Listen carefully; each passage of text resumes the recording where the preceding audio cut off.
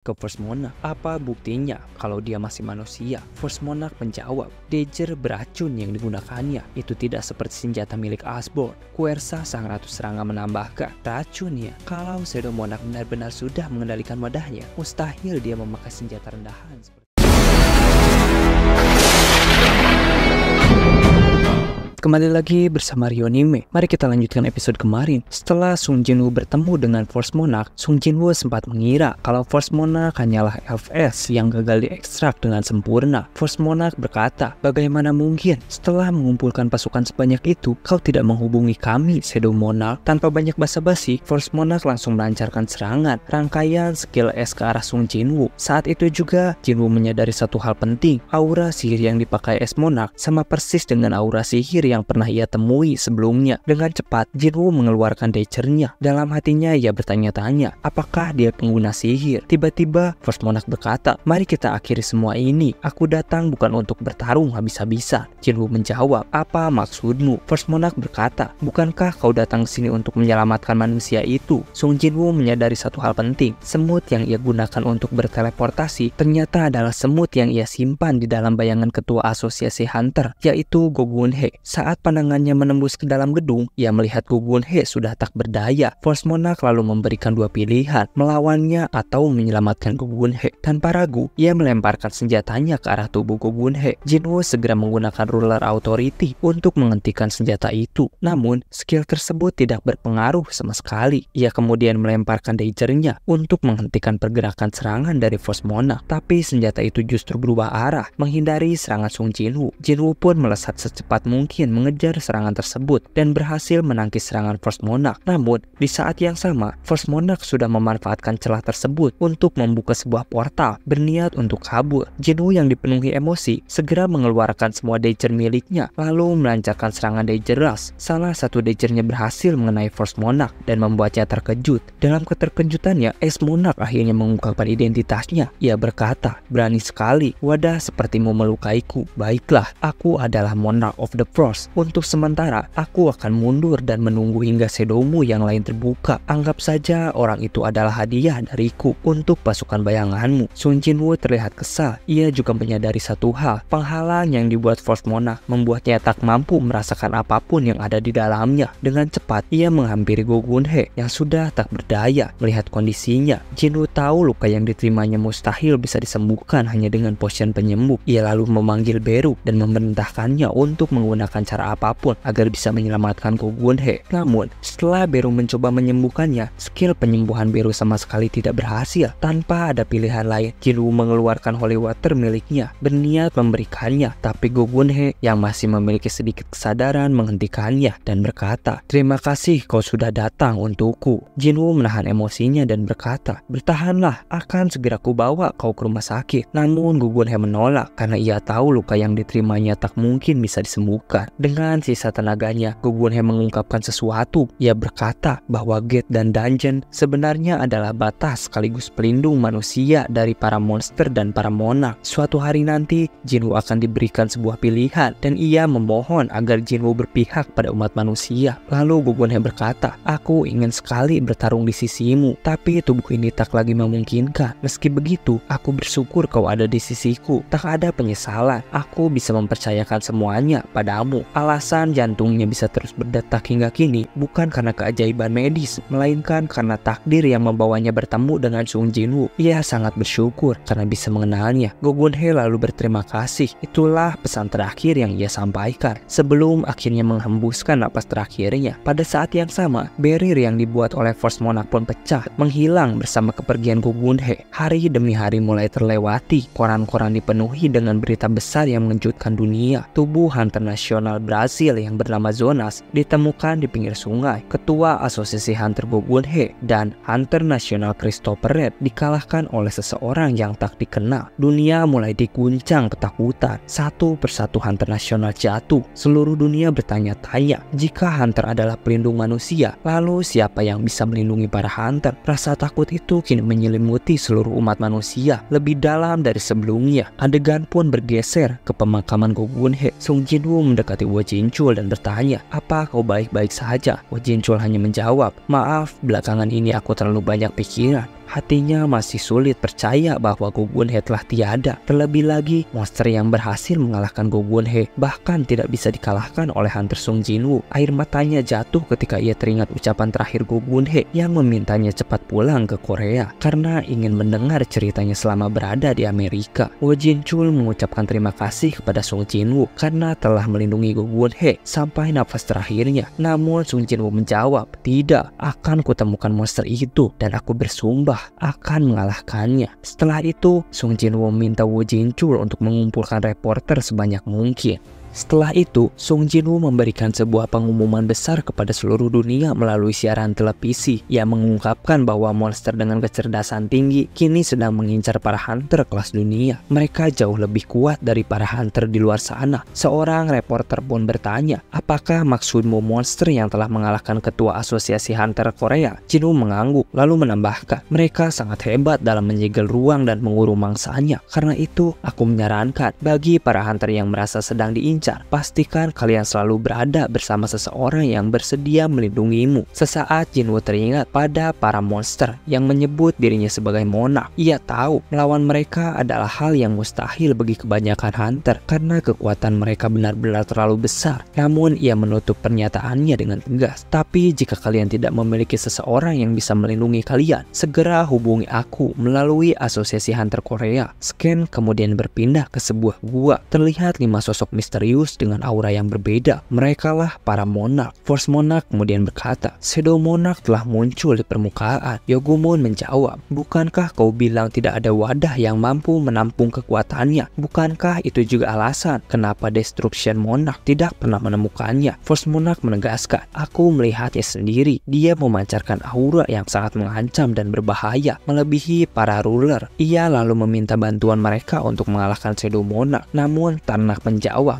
"Bertarung langsung dengannya sama saja menyerahkan nyawa. Kita semua tahu dia adalah penguasa jiwa kematian, monark terkuat di antara 9 monark. Kenapa kita tidak tunggu saja sampai Destruction Monarch tiba?" First Monarch terlihat kesal dan berkata, "Memang benar, kita sedang dalam pelarian, tapi apa kita hanya akan diam menunggu kedatangannya? Bantu aku, ini kesempatan untuk mengalahkannya selagi ia masih dalam wujud manusia. Aku akan bertanggung jawab untuk mengirimnya kembali ke dalam kehampaan." Namun Ternak menolak, "Aku tidak akan ikut. Aku tidak mau bernasib sama seperti White Flame Monarch." Yugomon juga mengambil keputusan yang sama seperti Tarnak. Bahkan Monarch binatang buas mengejek mereka. "Dasar pengecut," Tarnak menjawab, "Kalian semua seharusnya tahu apa yang terjadi pada White Flame Monarch setelah dikalahkan. Ia tertidur abadi. Aku tidak ingin berakhir seperti itu." Rekan kemudian berkata, "Sepertinya dia tidak bisa membangkitkan kita dengan wujud manusianya." Tarnak kembali menekankan, "Sepertinya dia dan arsitek bekerja sama. Bisa saja dia membuat salinan dari kita. Aku tidak mau dijadikan alat di dunianya." Tarnak dan Yogumon pun pergi menggunakan gate-nya masing-masing. Setelah mereka pergi, Rakan menoleh ke First Monarch. "Apa buktinya kalau dia masih manusia?" First Monarch menjawab, "Dager beracun yang digunakannya. Itu tidak seperti senjata milik Asbord." Kuersa sang ratu serangga menambahkan, "Racun ya? Kalau Shadow Monarch benar-benar sudah mengendalikan wadahnya, mustahil dia memakai senjata rendahan seperti itu." First Monarch kembali bertanya, "Apakah kalian akan membantuku?" Dan akhirnya mereka menjawab, "Kami akan membantumu untuk mengalahkan Shadow Monarch." Di sisi lain, di tengah kota yang ramai, Sung Jin-woo masih berusaha mendeteksi aura para monarch. Saat itu levelnya telah mencapai 133 dengan titel Devil Hunter. Sayangnya, skill yang ia miliki tidak bisa mendeteksi mereka. Menurutnya, itu masuk akal jika mengingat ucapan Legia saat pertemuan mereka dulu. Legia pernah mengungkapkan bahwa para ruler dan monarch tidak memiliki bayangan karena tubuh mereka terbentuk dari spirit atau energi. Itu sebabnya mereka tidak bisa dibangkitkan, apalagi dijadikan pasukan bayangan. Namun, bagi Sung Jin-woo, hal itu bukanlah masalah besar. Ia segera menyebarkan auranya ke seluruh Korea untuk mendeteksi kemunculan para monarch. Di dalam gedung Asosiasi Hunter, para petinggi sedang membicarakan siapa yang layak menjadi pengganti ketua Asosiasi Hunter Korea berikutnya. Mereka tampak kebingungan karena Go Gun-hye dulunya adalah seorang hunter berperingkat S yang sangat berpengaruh, bahkan hingga ke beberapa negara. Setelah melalui diskusi, mereka akhirnya sepakat untuk menunjuk Wo Jin-chul sebagai penggantinya yang baru. Wo Jin-chul terkejut mendengarnya dan bertanya, "Kenapa harus aku?" Para petinggi menjelaskan bahwa Wo Jin-chul pernah menjadi tangan kanan Go Gun-hye He, ia dikenal sangat hebat dalam menangani berbagai permasalahan. Mereka juga menegaskan bahwa dialah sosok yang paling tepat untuk menggantikan posisi ketua asosiasi hunter Korea saat ini. Namun Woo Jin-chul masih ragu dengan kemampuannya. Ia mengungkapkan, masih banyak hunter di luar sana yang lebih hebat dariku. Meski begitu, para petinggi terus meyakinkannya mereka semua sudah sepakat memilihnya karena Woo Jin-chul memiliki jaringan yang luas dengan para hunter dari berbagai negara. Hanya dia satu-satunya orang yang bisa berkomunikasi langsung dengan Sung Jin-woo. Dengan wajah bingung, Woo Jin-chul akhirnya menjawab, akan kupikirkan lagi.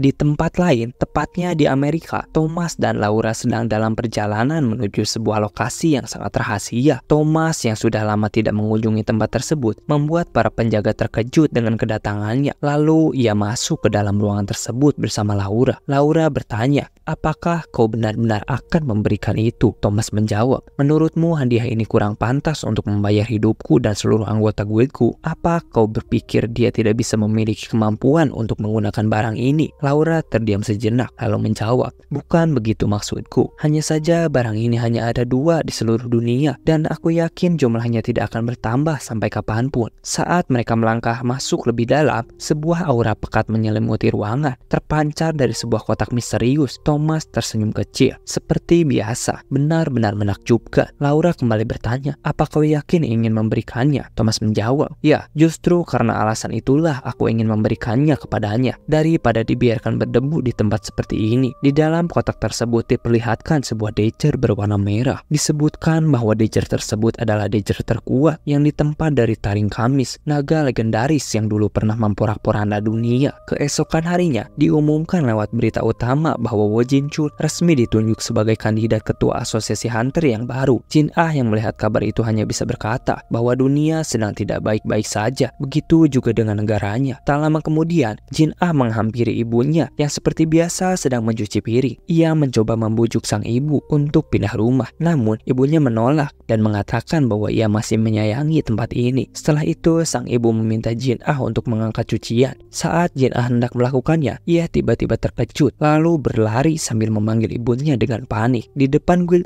Jin, beberapa orang tampak tidak percaya saat melihat bangunan guild itu begitu sederhana, padahal di dalamnya Thomas sedang berada di sana untuk menemui hunter Sung Jin-woo. Bukan hanya Thomas, bahkan Leonard juga hadir dengan tujuan yang sama. Leonard terkejut. Aku tidak menyangka kalau Thomas Andre, hunter nasional terkuat dari Amerika, rela datang jauh-jauh hanya untuk bertemu dengan hunter Sung Jin-woo. Dalam hatinya, Leonard bertanya-tanya, apakah aku juga bisa bertemu langsung dengan hunter Sung Jin-woo? Sementara itu, di sisi lain, Yoo Jin-ho terlihat panik. Sudah 2 jam berlalu sejak kedatangan mereka, tapi Sung Jin-woo sama sekali tidak bisa dihubungi. Melihat Thomas yang mulai tampak bosan menunggu, Laura akhirnya bertanya, apakah Sung Jin-woo sedang melakukan raid? Dengan ragu, Jin-ho hanya bisa menjawab, iya mungkin saja. Namun, tak lama kemudian, Sung Jin-woo akhirnya datang. Rekan-rekan guild Jin pun langsung terlihat senang dengan kedatangannya. Dugaan Sung Jin-woo ternyata benar. Kerumunan reporter di luar guild Jin memang disebabkan oleh kehadiran Thomas. Ia bahkan bisa merasakan sedikit pancaran energi dari Thomas. Melihat robekan pada jaket yang dikenakan Sung Jin-woo, Jin-ho bertanya, kenapa kau begitu sulit dihubungi? Apakah kau sedang menyelesaikan beberapa raid? Sung Jin-woo pun menjelaskan bahwa belakangan ini terlalu banyak penyakit berbahaya yang muncul. Tidak ada waktu untuk bersantai. Semua harus segera ditutup secepat mungkin. Terlebih lagi, level Igris dan Beru juga akan naik dalam waktu dekat. Thomas kemudian menghampiri Sung Jin-woo dan berkata, sudah lama kita tidak bertemu, Hunter Sung. Jin-ho yang melihat itu mulai merasa takut. Dalam hatinya ia berkata, tidak mungkin kan kedua orang ini akan bertarung di sini. Sung Jin-woo lalu bertanya pada Thomas, apa keperluanmu datang ke Korea? Thomas menjawab, bukankah aku sudah membuat janji denganmu? Jika tanganku sudah membaik, kita akan makan bersama. Selain itu, aku membawa hadiah terbaik untukmu. Sung Jin-woo tampak terkejut. Hadiah? Melihat ekspresi itu, Thomas tampak senang. Ia pun mengajaknya pindah ke tempat yang lebih nyaman karena terlalu berbahaya bila memberikan hadiahnya di sana. Mendengar percakapan itu, Jin-ho semakin terlihat ketakutan. Lalu Sung Jin-woo bertanya, kemana? Tiba-tiba Leonard maju memperkenalkan dirinya. Ia segera mengajak Sung Jin-woo untuk bergegas karena sudah 2 jam lamanya hanya ia menunggu. Awalnya Sung Jinwoo mengira Leonard datang untuk meminta perlindungannya. Namun, tiba-tiba Thomas menatap Leonard dan berkata, "Kau mau ikut kemana? Mulai detik ini, semua informasi sudah termasuk rahasia tingkat tertinggi, jadi tidak ada tempat untukmu." Setelah itu, Thomas langsung mengajak Sung Jinwoo pergi. Leonard hanya bisa terdiam, seakan tidak percaya diperlakukan seperti itu. Baru kali ini dalam hidupnya ia merasakan hal tersebut. Saat mereka makan bersama, Thomas menjentikan jarinya dan berkata, "Sudah lama aku menunggu momen seperti ini." Tak lama kemudian, salah satu agen Thomas membawa sebuah koper hitam. Sung Jinwoo menatapnya dan bertanya, "Apa ini?" Thomas tersenyum. "Bisakah kau merasakan aura dari item ini? Inilah balasan atas kebaikanmu." Begitu Jinwoo merasakannya, ia langsung terkejut. Aura yang keluar dari item tersebut adalah aura Kamis. Ia hampir tidak percaya. Thomas merasa tersanjung. Hanya dengan sekali melihat, Sung Jinwoo bisa langsung menebak material dari item itu. Jinwoo pun bertanya, "Bukankah hanya Biro Hunter Amerika yang memiliki kerangka Kamis?" Thomas menjelaskan, memang benar kerangka Kamis dijaga ketat oleh Biro Hunter Amerika. Namun, taring Kamis yang dulu pernah menggigit dirinya diizinkan untuk disimpan sebagai kenang-kenangan. Sayangnya saat dibuat menjadi longsword, ukurannya ternyata tidak cukup, sehingga akhirnya dibentuk menjadi sebuah dagger. Thomas tidak pernah menyangka bahwa dagger itu akan berguna suatu hari nanti. Lalu Thomas berkata, "Dagger ini adalah hadiah untukmu." Saat Sung Jinwoo menggenggamnya, ia terkejut. Selama ini ia mengira Demon King Dagger dengan attack power 220 adalah yang terkuat, tapi ternyata Kamis Dagger memiliki attack power lebih dari 1500. Ia pun mencoba menguji keseimbangan dan kecocokan senjata itu di tangannya. Thomas yang melihatnya semakin terkejut. Bahkan sebuah Dagger terlihat seperti longsword ketika berada di tangan Sung Jinwoo. Thomas berkata, "Wah, Tuan Sung, bahkan jika aku memperkuat pertahananku dengan skill, serangan itu akan langsung menembusku. Jangan bilang kau akan mengalahkanku dengan hadiah yang kuberikan." Sung Jinwoo tidak menjawabnya. Ia hanya fokus pada Dagger itu. Ia bisa merasakan sambutan dari senjata tersebut. Seolah-olah Dagger itu bereaksi terhadap kekuatannya. Aura Kamis yang tersimpan dalam Dagger itu pun bercampur dengan aura milik Sung Jinwoo hingga memenuhi seluruh ruangan. Semua orang yang merasakannya dibuat tegang. Thomas selalu bertanya kepada Laura, "Apakah keputusanku kali ini juga salah?" Laura hanya menggelengkan kepala. Setelah itu Thomas bertanya kepada Sung Jinwoo, "Apakah kau menyukai hadiah dariku, Tuan Sung?" Sung Jinwoo menjawab, "Apakah aku boleh menerimanya begitu saja?" Thomas tersenyum. "Hadiah seperti ini bahkan terlalu murah untuk membayar kebaikanmu padaku." Jinwoo berkata, "Kalau begitu aku terima." Thomas pun terlihat lega. "Melihatmu menerima hadiah ini membuatku sangat senang." Namun momen itu tidak berlangsung lama. Tiba-tiba keduanya merasakan aura yang sangat besar. Seluruh orang di Seoul ikut diliputi rasa takut. Mereka berdua segera keluar dari tempat makan dan melihat sumber aura tersebut. Sung Jinwoo berkata dalam hatinya, "Inikah Magic Spear yang diprediksi oleh Dr. Belzer?" Thomas berkata, "Aku belum pernah melihat gate sebesar ini. Bahkan ini lebih besar dari gate milik Kamis. Dunia sepertinya sudah melampaui akal sehat manusia."